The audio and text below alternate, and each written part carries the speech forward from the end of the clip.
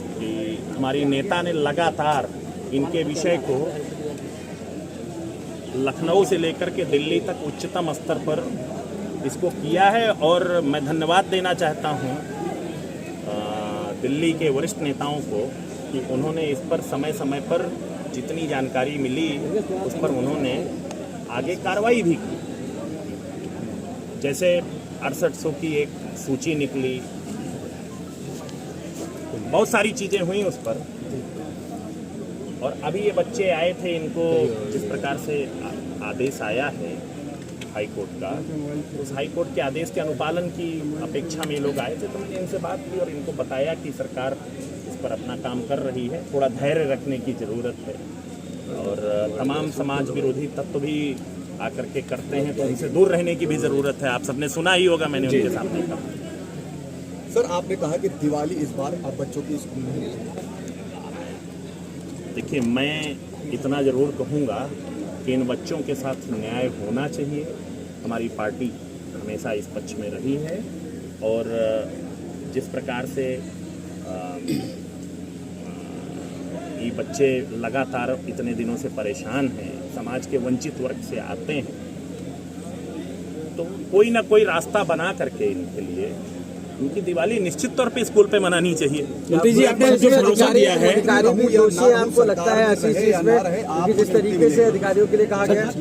जी, मैं तो इतना सिर्फ आपसे कहूँगा, मैं मंत्री भी हूँ तो इन्हीं वंचित वर्ग के लोगों की बदौलत। सर, तो मेरा तो सिर्फ इतना कहना है कि मैं मंत्री हूँ, कोई और मंत्री है, कोई और है, लेकिन उत्तर प्रदेश शासन का जो शासनादेश है और बाबा साहब भीमराव अंबेडकर का जो एक संविधान है, उसका पालन तो हर किसी को करना ही पड़ेगा।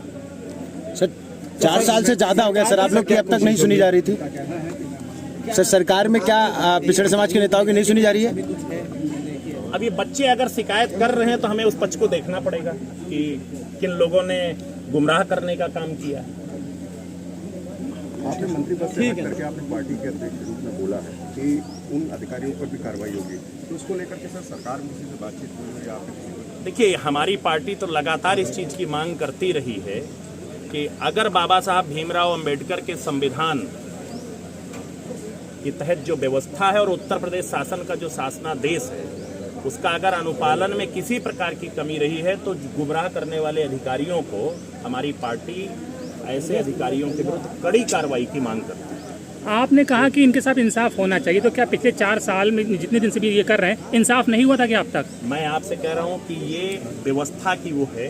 अब व्यवस्थागत कमियाँ कहीं कहीं हो जाती हैं, तो अगर व्यवस्थागत कमियाँ हैं, हमने तो इनके लिए राजनीतिक लड़ाई भी लड़ी, व्यवस्था की लड़ाई भी लड़ी, और आज आपने सुना हमने इनसे ये कहा कि अगर आपको जरूरत पड़ी तो हम आपके लिए कानूनी लड़ाई भी लड़ेंगे। तो पिछड़े वर्ग की सुनवाई हो रही सरकार की नहीं?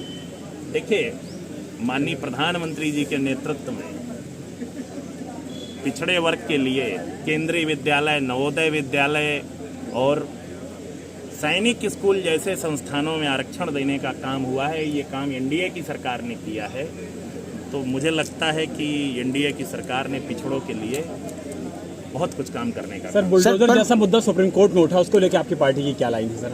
देखिए, बुलडोजर जैसे विषय पर हमारी पार्टी की जो लाइन है, कल हमारी राष्ट्रीय अध्यक्ष जी ने उस पर बोल दिया है।